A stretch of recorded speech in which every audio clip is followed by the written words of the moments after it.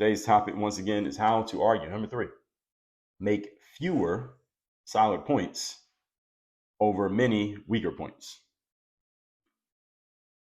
In other words, you're going to argue with someone, it's better to keep it simple and short with very strong points to make rather than go on and on with a whole bunch of points that may not be as strong. They get diluted because there's so many of them.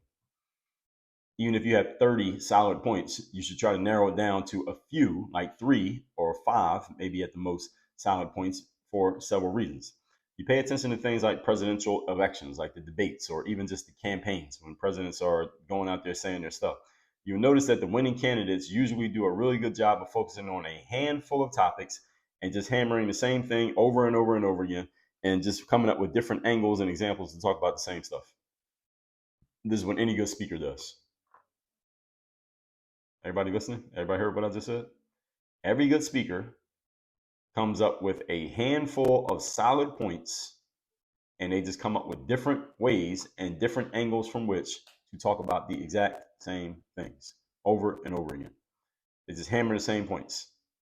Now, why would anybody do this? Why do politicians do it? Why do speakers, why do people like myself do it? For one, when you're trying to reach a mass of people, like a bunch of different people who have different backgrounds, different ways of thinking, different perspectives, and they're all from different walks of life. When you're trying to reach the masses of people, you cannot be too specific.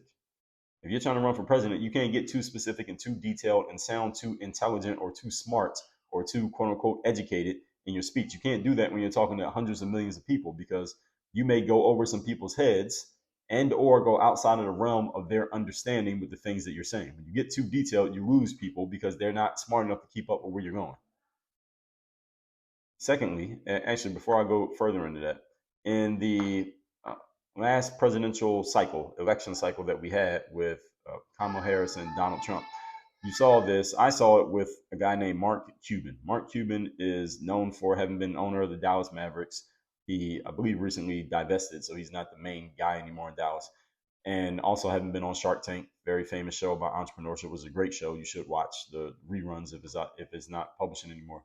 Mark Cuban was on the Kamala Harris side, working very hard for the Harris campaign and going on, talking on and on. And he was like the money, finance, economy expert, I guess, that Kamala had working on her behalf. And Mark Cuban was going really hard. He was doing a lot of interviews and a lot of talking on social media, basically going back and forth, arguing with people about why Trump's economic policies were worse than Kamala Harris's economic policies.